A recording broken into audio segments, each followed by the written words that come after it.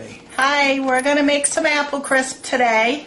And this is a recipe from I think it's our 7th or 8th grade home economics class we had in school. And the first thing you do is you cut up, it makes it's supposed to be a 9 by 9 square inch pan. And I usually make some more, so this is a 7 by 11 pan, and I fill it up with apples. So you take the apples and you just use whatever kind you like, and you pour it in the pan. And these are just peeled and chopped up good. I have a feeling I got too much, but I'll just pack it down.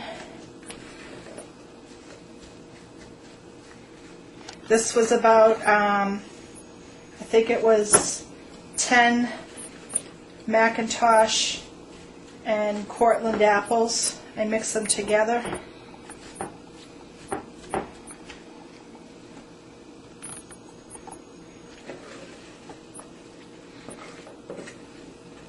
It's definitely a lot of apples. I probably could use a bigger pan, but that's okay.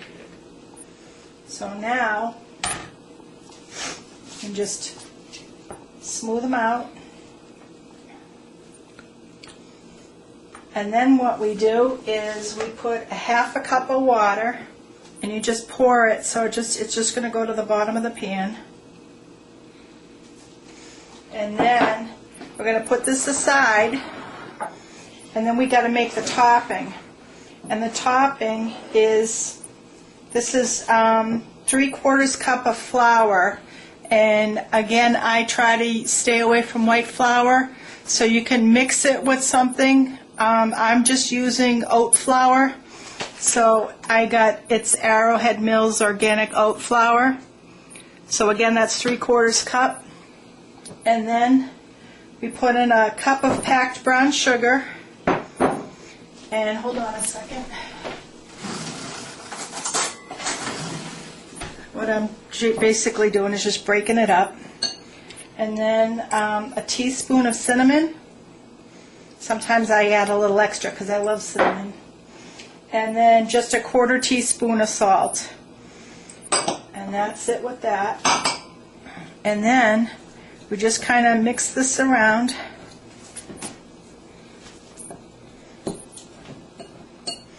And what I prefer to use is a pastry blender. And what I'm going to do is I'm going to take a stick of softened butter, so to room temperature, and it's completely soft, so you can mix it up. And I like to use a pastry blender.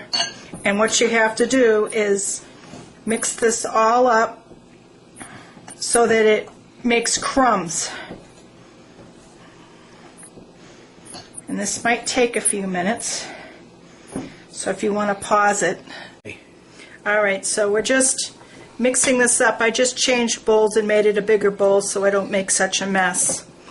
And see how you're getting like big crumbs in there? Because it's just incorporating the butter into it. So I'm just going to do this a little bit more. Excuse me.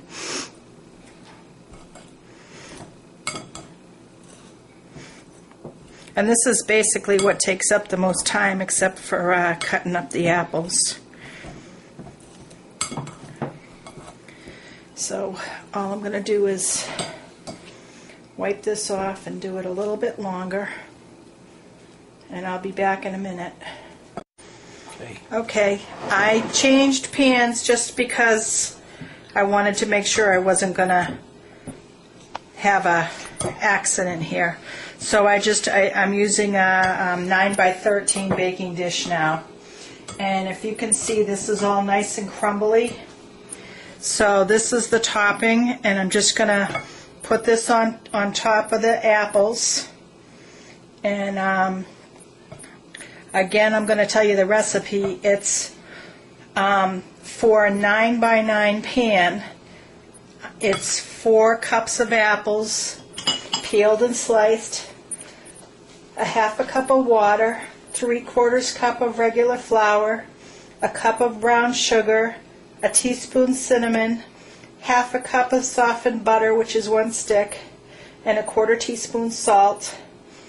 And you put the water and the apples in the baking pan, and then you mix everything else up in the bowl. So then you mix it till it's crumbly like this. And then we're going to put the topping all over the apples.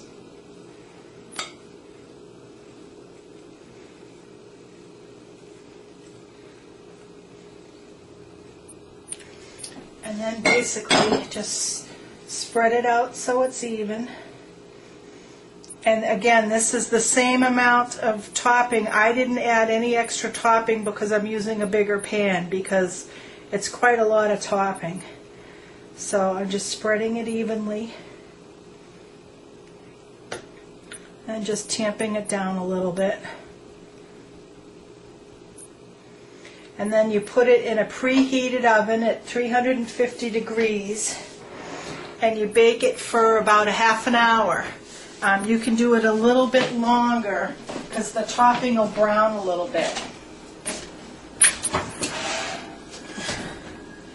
So we'll be back when it's done, and I'll take it out so you can see what it looks like. Okay, I think it's ready, so we're going to pull it out and take a look. Oh yeah, it's bubbling.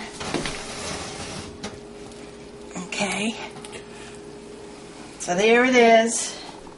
Watch out for the oven.